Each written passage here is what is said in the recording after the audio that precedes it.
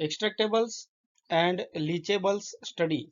It is also called as E and L study. ICH guideline is there for the E and L study. It is ICH Q3E Guideline, and recently a guideline is published by the ICH. In this guideline, the details and requirements are given. Then extractable and leachables E and L, it should have a risk based management. I welcome all the viewers to this video on topic extractables and leachables. You might have heard this terminology. So extractables are the potential leachables or the materials identified under the lab conditions. Leachables are the impurities that migrate into the drug product under the actual conditions. So it is related to the container closure system and the materials which can come out or get migrated from the containers. Here is the table for your easy understanding. The difference between the extractables and leachables. Extractables are the compounds that can be extracted from the packaging or the container closure system under the aggressive lab conditions, like under the solvent use and under the heat, or because of the solvents or because of the heat. Leachables are the compounds that actually migrate into the drug product under the normal storage conditions or during the use conditions. This is the biggest difference, and we need to understand this. Then extractables purpose of testing to identify potential leachables by simulating worst case conditions, and leachables to identify actual patient exposure risk during the shelf life administration. Now you might be knowing about the exact difference between the leachables and the extractables. So extractables, when tested during the development, early stage, qualification of packaging components, and leachables are tested during the stability studies or after the long term storage. Now see the testing conditions for extractables and leachables. Extractables testing conditions are harsh solvents, elevated temperatures, and the prolonged exposures. And leachables, real time, real condition testing like storage at intended temperatures. Matrix used for the leachables are actual drug product or placebo formulation, while the matrix used for the extractables are solvents like water, ethanol, hexane, and isopropanol.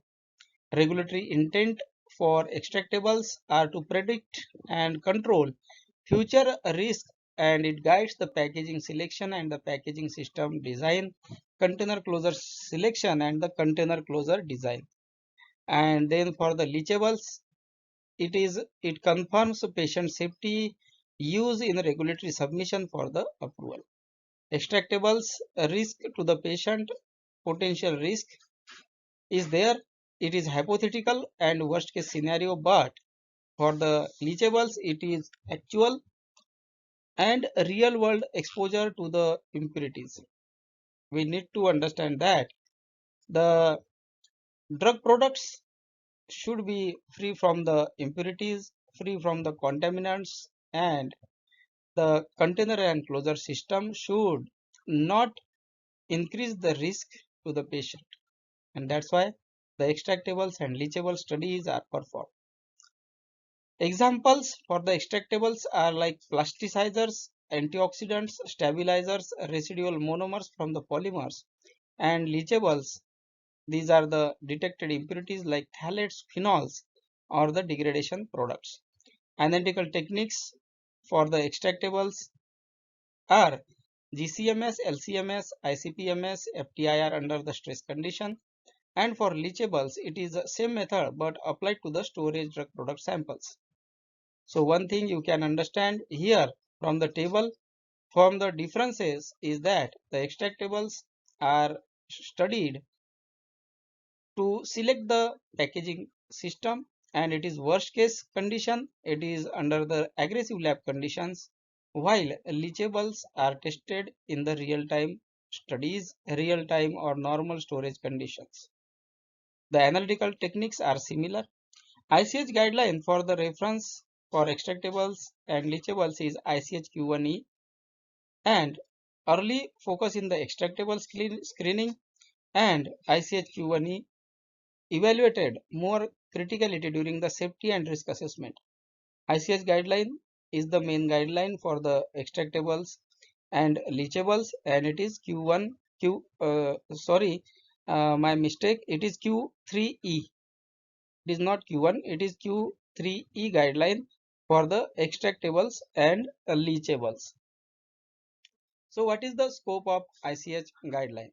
ICH Q3E, it applies to new drug products including the biologics, cell therapy, gene therapy, drug device combinations. It covers the life cycle changes, formulation, packaging, and it focus on the organic leachables, and other elementals are handled under the ICH guideline Q3D. Risk management framework steps are there. First step is hazard identification. Step 2 is a risk assessment. Step 3 is risk control, and step 4 is the life cycle management. In step 2, the leachables plus the patient exposure is studied. Threshold for E and L control, that is control for the extractables and leachables. AET, that is analytical evaluation threshold, triggers identification. Then SCT, that is safety concern threshold, lowest of the TTC or the QT. TTC, that is 1.5 microgram per day for 10 years for mutagenic risk. QT, it is 12 microgram per day parenteral for 10 years non-mutagenic risk. So these are the threshold for the E and L controls. Then leachable classification is there. Leachables are classified as class 1, class 2, class 3. Class 1, it is high risk, avoid unless justified. Class 2, controlled as per TTC or QT. Class 3, low risk, no action if it is less than 1 microgram, 1 milligram per day. It is milligram per day. Simulation studies allowed if a matrix interferes with the testing. This is regarding the leachable classification. Then filing a requirement. So extractables and leachable study reports are required for the filing. AET calculations and safety risk assessments. Correlation of extractables with leachables. Defined risk control strategy is required. Now see the summary of ICH Q3 guideline. Provides harmonized global risk-based framework, supports patient safety and regulatory compliance, and it introduces clear impurity limits and testing requirements.